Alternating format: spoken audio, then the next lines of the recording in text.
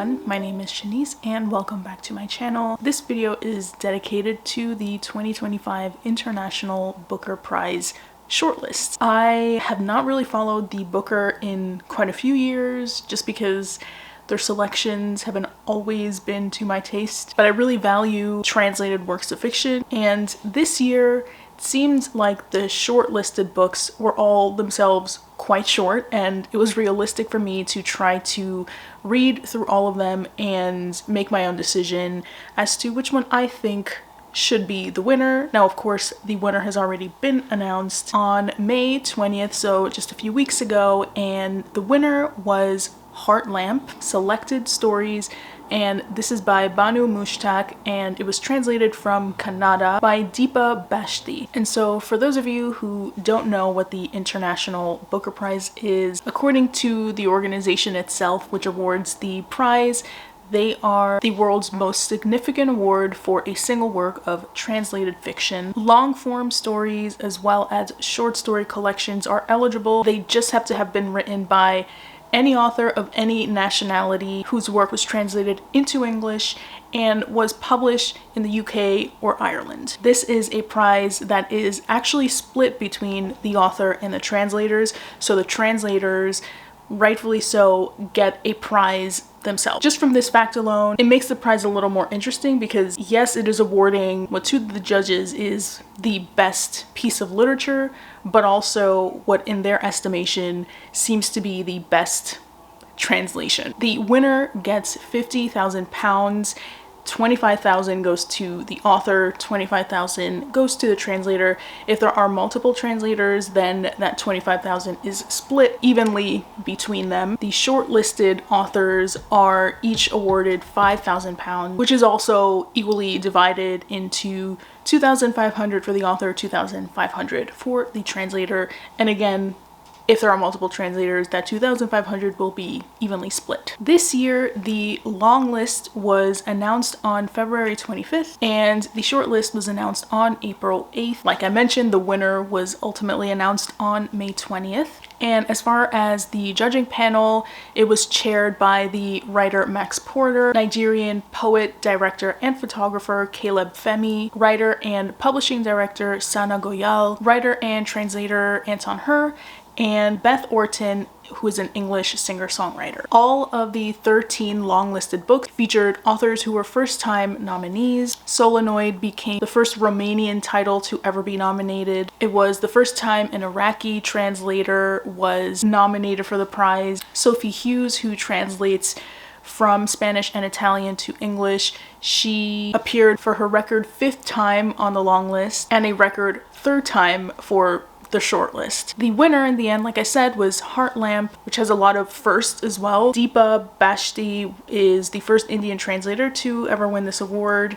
Kannada, the language that Heart Lamp was written in, it's the first time that it was nominated and obviously the first book in that language to then win. And it's also the first time that a short story collection ever won the prize as well. So my journey through the shortlist kind of depended on what was available at my library and then what I ended up having to buy on my Kindle. Only one of them I was able to borrow physically from the library. 2 I was able to buy my own physical copies of, and the other 3 were only available for purchase on my Kindle. So I started off with the one that I ended up borrowing from the library, which, by the way, because I also just got myself my own copy, and that was Under the Eye of the Big Bird, written by Hiromi Kawakami and translated from Japanese to English by Asa Yoneda. This is actually a novel written in stories. I've heard it described as a short story collection incorrectly. It's not really.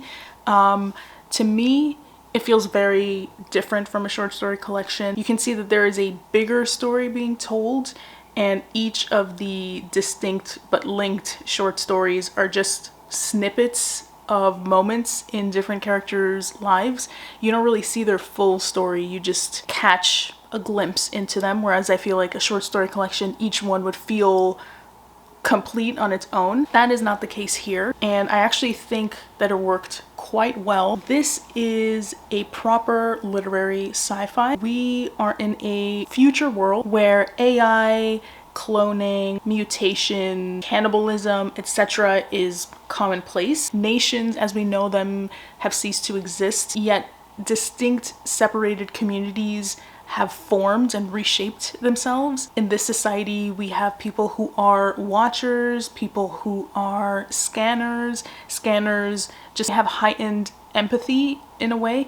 They can easily meet someone and read into them, into their history, see exactly who they are, and that helps in the stratification of this society. Watchers kind of make sure that each of the different communities and groups remain separate. They're kind of like guard patrol. They basically keep the border safe. In this world, there are these women called the mothers. They haven't actually birthed people, but they're kind of teachers of a community, and they themselves are clones. In terms of AI, this hands down is maybe the most intelligent and interesting and sophisticated literary look into AI. It's complex. It's not straightforward or simple like other AI stories I have read before. This one actually makes you think of the simplicity of people's arguments against AI nowadays, including, you know, some of those mimic my own. I'm not really a huge fan of AI. I think it's making people very lazy. It really sees the limits of our current conversations on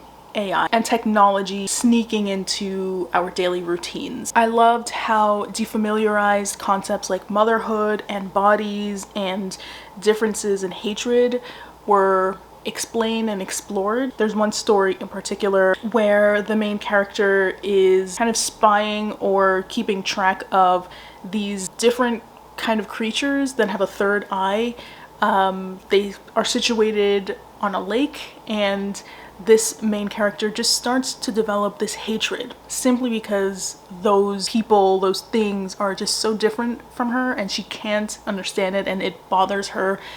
And it bothers her even more how this hatred is taking shape within her. And of course you can just relate that to our world. This also asks really interesting questions about whether having the ability to do something necessitates you doing it or acting upon it or using it. If we don't use that, are we not fulfilling our purpose? This ties that argument up really nicely when looking at pregnancy, having children. Here we see how even in the future, men and women are still manipulated, used, abused, undervalued. If we are simply preoccupied with surviving and keeping our species intact, then you will fall into despair and injustice, etc. So this was just really fascinating.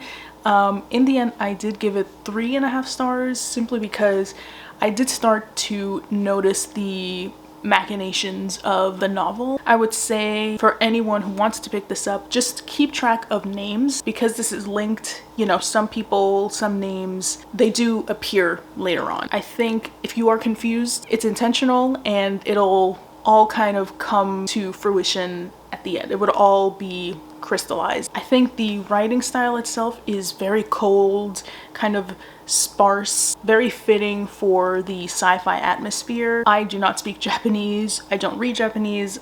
I don't know anything about Japanese. So I can't really judge the translation quality here. However, in English, there was nothing clunky about it. It flowed very nicely and just has this bubbling tension. It's very mysterious and weird in a very interesting and sophisticated way. So I was off to a great start with this book on the shortlist. And then the next book that I picked up on the shortlist was Vincenzo Latronico's Perfection. And this is the shortlisted book translated from Italian to English by Sophie Hughes. I love this cover. Maybe to other people, it's not much of anything, but I love a photorealist cover style. So this is about a couple, Anna and Tom. They are digital creatives living my dream life in Berlin. They are Italian, they are expats, and they are kind of graphic designer, website developer type people. They're freelancers. They work from home. They live a very artistic, cultural life. They have cool artistic friends. When they feel overwhelmed by a deadline, they go out and they buy coffee and they take a stroll. I wish. I wish. This takes place in the early 2000s through the 2010s, and just so you know, this is entirely in narrative description, so there is no dialogue. It is a narrator just telling you through sentences, through prose, a summary of Anna and Tom in Berlin, basically. Normally, I don't really look into authors before I pick up their books. I like to make up my mind about a book and then kind of delve into the author's background. And it's just very interesting how sometimes the author's profession itself, you can pick up details in the way that they write that kind of makes it obvious that they have a specific job.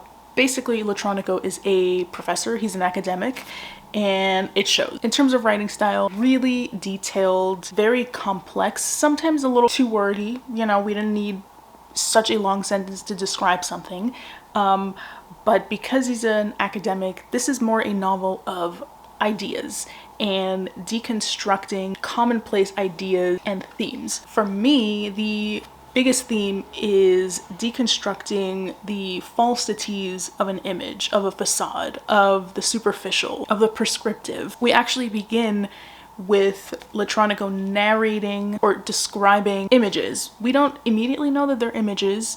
We later find out that they are pictures of the apartment that Anna and Tom are renting. And these pictures are ones that they put on, like, I forget which company, but it's like an Airbnb type rental website for other people to be enticed by them and then, you know, rent or sublet their place for a summer or for a few weeks. So from the start, we're almost getting a play on Plato's realm of ideal forms, whereby an ideal or a real object or idea exists, and the more layers of representation that we get, the more removed we are from the actual ideal. The true version of the things pictured do exist, but it is like a narrative about a picture which represents objects which themselves are meant to represent something about the people that own them, but those people themselves are not really fully themselves either. They have a facade that they walk around in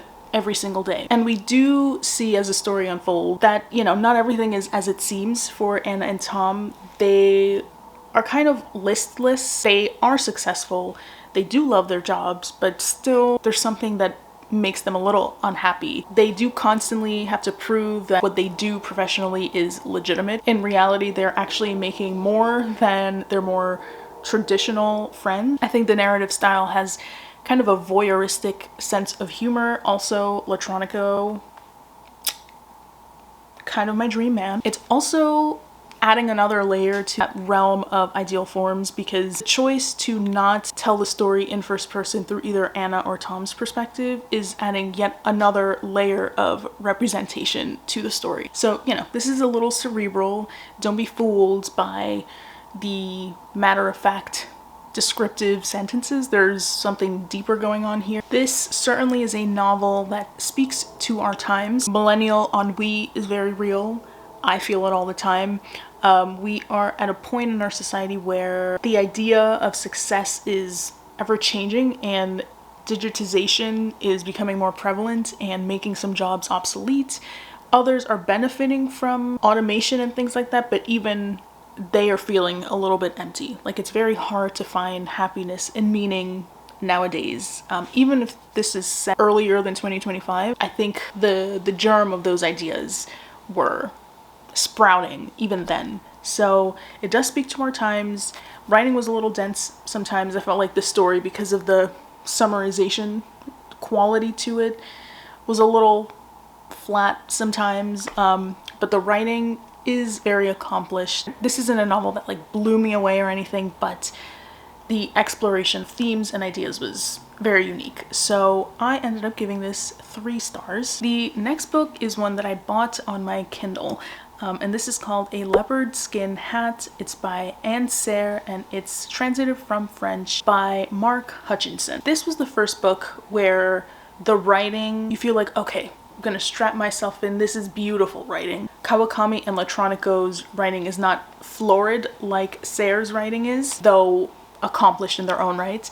This was just kind of at a different level. Very poetic. You see Sayre has a way of seeing ideas through fully and beautifully within one sentence. The unfortunate thing is that the story itself is not all that original. It's told a bit originally, but the premise is not that original. So essentially, we are being told a story of a friend who is recalling the times that he had with his other friend who has now passed. His friend is called Fanny. She has unidentified mental health issues, severe mental health issues. It might be schizophrenia. It's never really pinpointed. They have various ups and downs, and the highs and the lows tend to be exaggerated because of Fanny's condition. So the title comes from this hat that Fanny discovers, and when she wears that hat, she kind of becomes her real self. So again, kind of calling back to Electronico's exploration of ideals. Here we have Fanny and her various representations. So whatever happens when she wears the hat brings her closer to her true form, whereas everything else is kind of a performance. This is very tender.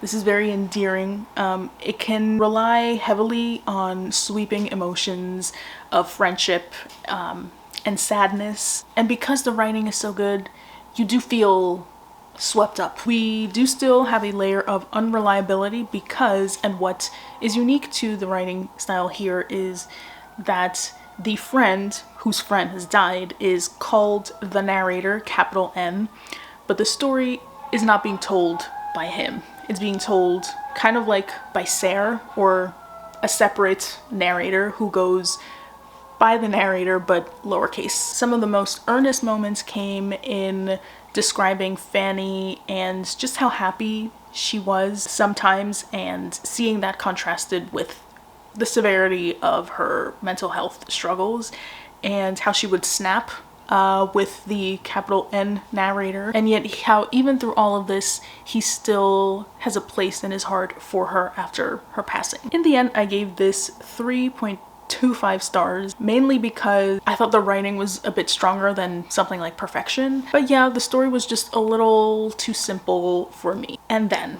ladies and gentlemen, I moved on to what I thought was going to be my least favorite of the shortlist. This is called Small Boat by Vincent Delacroix, and this was translated from French, another French novel, from French to English by Helen Stevenson. This is based on a true story. In 2021, there was a tragic sinking of a dinghy carrying, I think in real life, 30 migrants. In this novel, I think it's 29.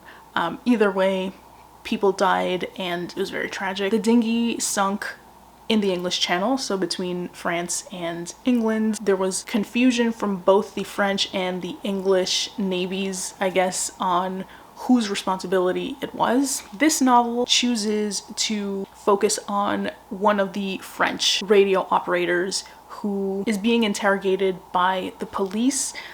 She is being accused of professional neglect and is kind of being blamed for the entire tragedy. I believe that this woman is fictionalized. There were a lot of liberties taken in showing that perspective. I was really worried getting into this because this just on paper sounds like such the literary version of Oscar bait. It was going to be really pull at your heartstrings about the migration crises globally. I thought it was going to end up teaching us, you know, capital L lessons by the end of it. I was kind of like rolling my eyes like, here we go, here we go.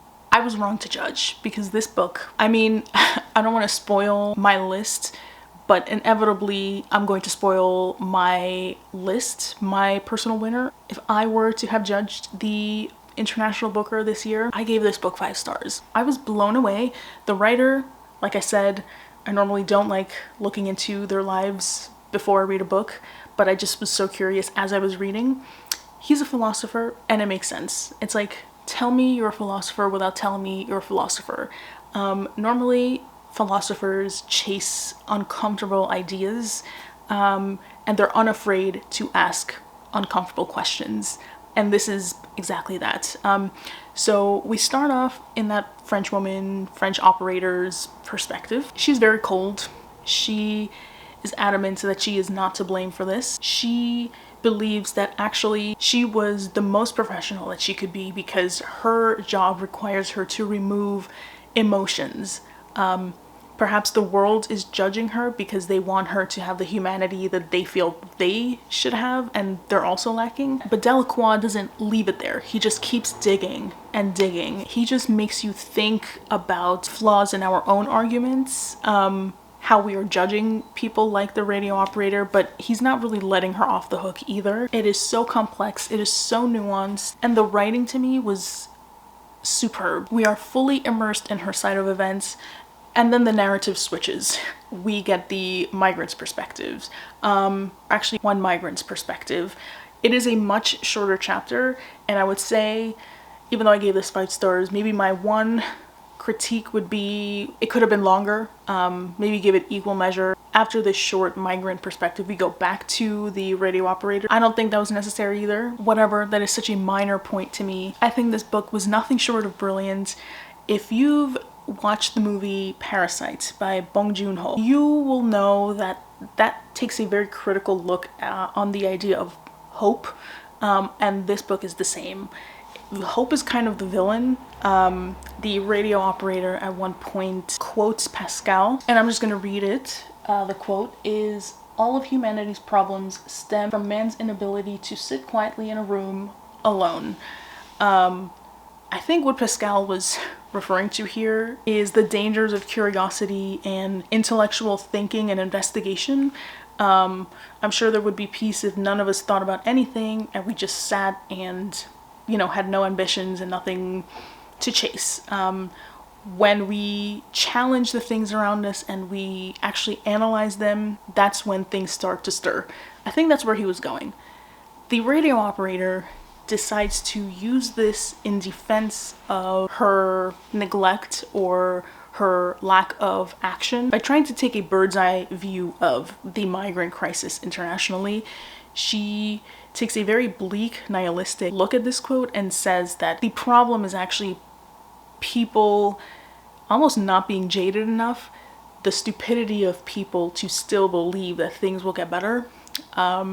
And she, you know, uses the migrants as an example. If they just were realistic and knew that there was nothing positive that was going to happen to them when they went to England or when they went to France, then none of this would have happened. If they didn't have that damn hope of living better lives, then none of this would have happened. It's very bleak, you know what I mean? But you just get fully into her perspective. It's logic to her. Doesn't necessarily have to be for you, but I love literature that does that. It just makes you stop and really think. It's a short book, it's like 110 pages, but it took me a little long to read because I was stopping and analyzing things over and over again. Stupendous book. Truly, I was amazed. Delacroix did something I didn't think was possible. I really thought this was going to be my least favorite, a big eye roll, but honestly, so far, my favorite book of the year. And then I read another book on my Kindle, the winner of this year's International Booker Prize, Heartlamp Selected Stories by Banu Mushtaq. So I ended up giving this 2 stars, don't kill me. I started reading this on the day that it won, earlier in the day, so the announcement hadn't been announced yet. And I started reading this and I wasn't loving it. In the description that I read of it, it was supposed to be kind of darkly humorous, and I wasn't really finding that. Yes, while I appreciated the major themes and social issues it was shedding a light on, I just found the language rather dry and it lacked forward momentum for me. They felt very traditional, very of their time, like they were kind of dated. To me, these stories almost seems like they were written just for the purpose of raising awareness of an issue. The writer is an activist, and again, she's bringing up truly important themes, but I just didn't feel like it was that interesting as a work of fiction. It spent more time raising awareness, like I said, rather than developing characters or setting up unique situations. It was more like activist fiction. Although I will say I think it does kind of make sense that it would win the International Booker Award, which has such an emphasis on translation because Kannada, the language that it was originally written in, is one that is rarely translated, period, especially into English.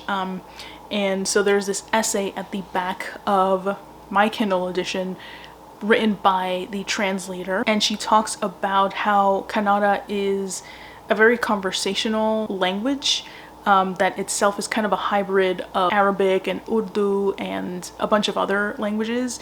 And sometimes in its conversational tone, like people might switch verb tenses. Writing it down in Kannada is already a challenge, so it becomes even more of an accomplishment to have done that and translated it into English. It's just very interesting because of the 6 shortlisted books, this one features the most non-English words.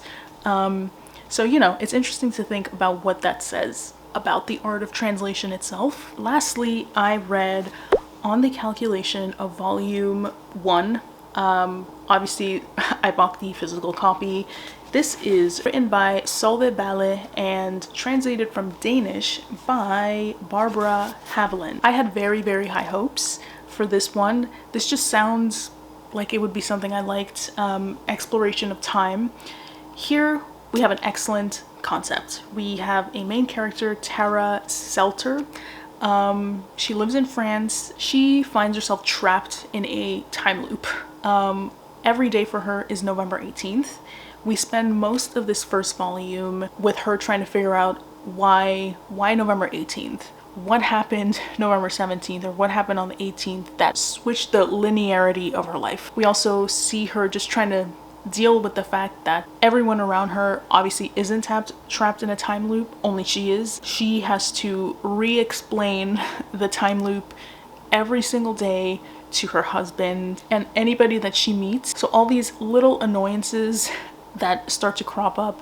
She obviously is very observational because she's living the same day every day, so it just kind of makes sense. She is also trying to force differences in her routine just to find something new every day, trying to make every day unique. This is told in diary entries, each titled by the number of day that it is. So for example, the first one is number 122 because it's her 121st November 18th. What I thought was a little odd was, yes, we start off in 121, but 121 isn't really a diary of 121. It's that on the 121st day, she's reminiscing about how this thing started. So I don't know. I started thinking, like, why not just start with day 1, day 2, or day 3, which is when you would, I guess, start realizing that, hey, am I repeating the same things over and over again? I thought that because this was so cerebral and high concept that the writing would be too dense, too slow. It actually wasn't. It was very evenly paced, not too difficult to read, intellectual, yes, but enjoyable, not too heavy. This was a very interesting look into death, because in a way you can see the main character, Tara, grieving in a similar way as someone who has lost someone. Yes, she's lost the linearity of her life, but also it's like she's losing her loved ones too. As time goes on, it seems like they're forgetting her, and it's almost like she has to make a choice of whether to constantly explain herself and stay close to these people or not drive herself crazy and essentially distance herself from them. Just very fresh. I will say this is the first volume in a 7-volume piece, and this very much felt like an exposition, a first chapter in a longer tale. There wasn't too much forward momentum here, but it's a very pensive kind of novel. And in the end, I gave this 3 stars, and I definitely will be picking up volume 2.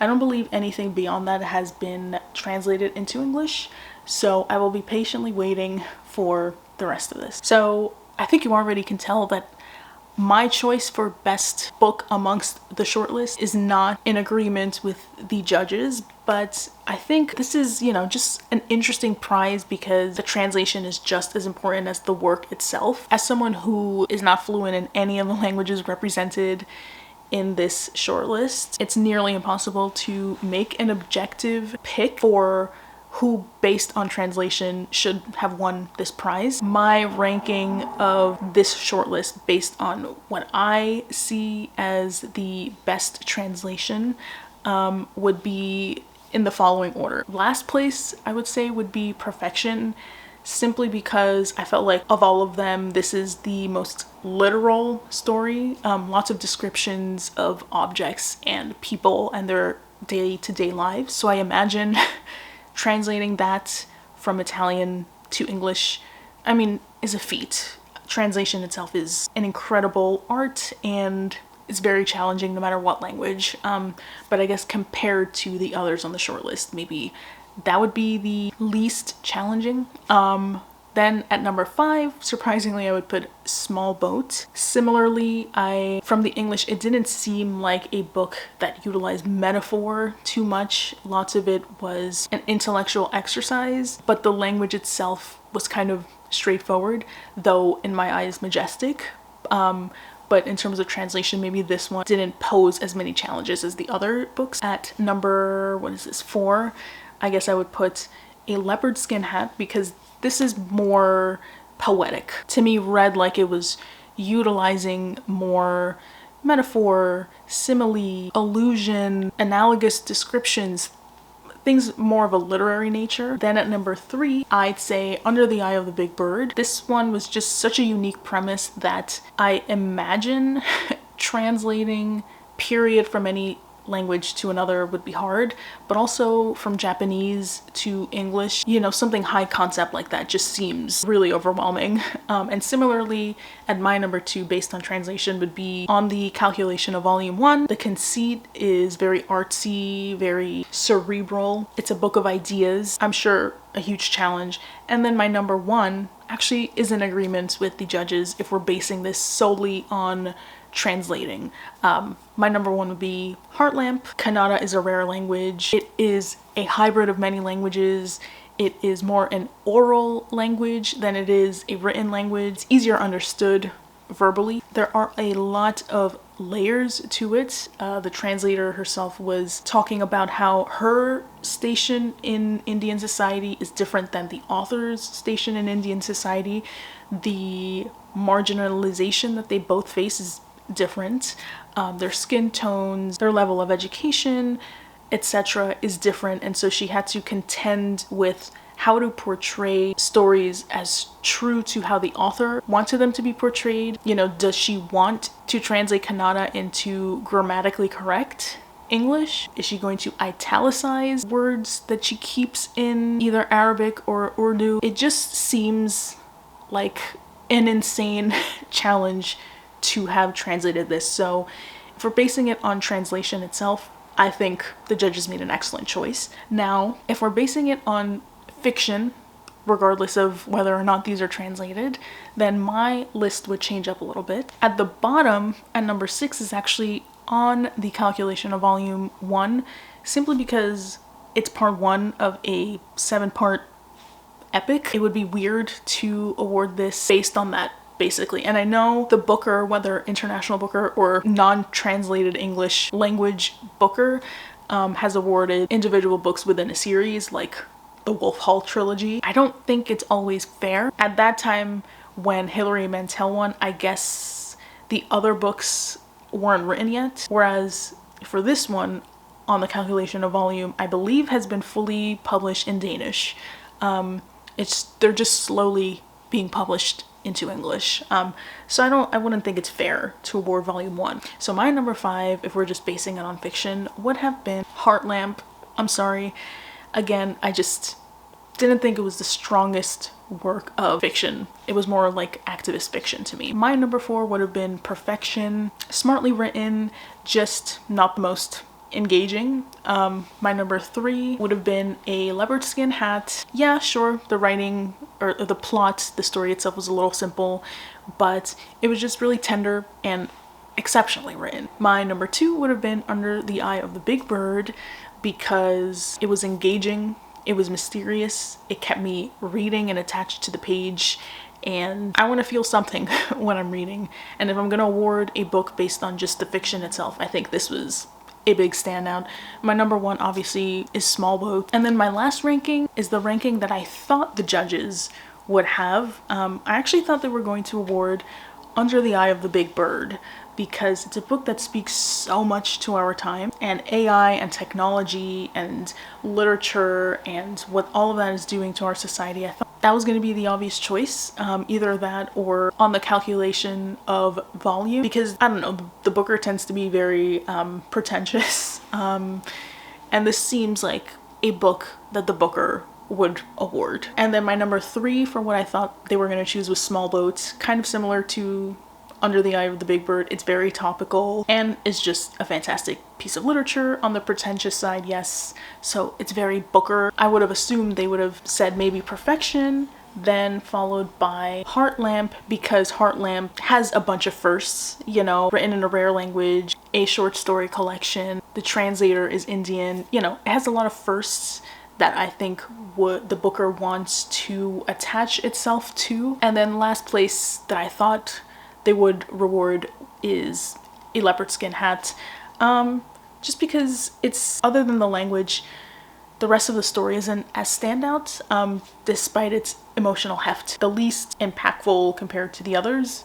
I don't think it would have started any conversations if that was chosen as the winner. And the Booker is, yes, a prize for literature, but it's also a marketing machine. So it wants a book that's going to start up some online conversations, and I don't think A Leopard-Skin Hat would have provoked that. So that is all. I'm happy I read the shortlist. Thankfully this year the books were rather short. I enjoyed it a lot more than I thought I would. In my mind, the Booker tends to be a little highfalutin, and I was a little worried that I wasn't going to enjoy any of them, but I was pleasantly surprised, and the judges definitely surprised me in their choices, but I can see why. I do just want to read, before we go, the quote that the chair of the judging panel, Max Porter, the quote that explains why the judges chose Heart Lamp. So he says, "Heart Lamp is something genuinely new for English readers, a radical translation which ruffles language to create new textures in a plurality of Englishes.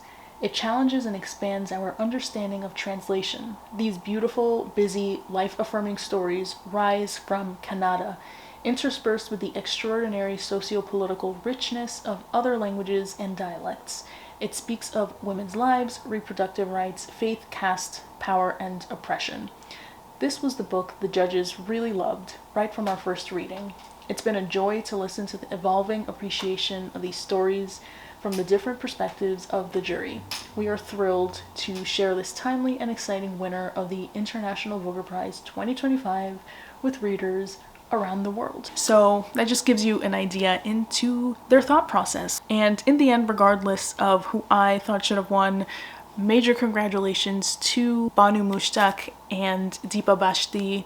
It's a great accomplishment, and though I didn't totally love Heart Lamp, it is an important piece of literature, and I hope if you're interested in reading, you do pick up a copy. If anything, I'm glad we're giving translators of color some recognition too. Thank you all for watching this video today. Did you read any of the shortlisted books, or maybe even any of the long-listed books? Let me know down below. Don't forget to like, comment, and subscribe, and I will see you all next time. Bye.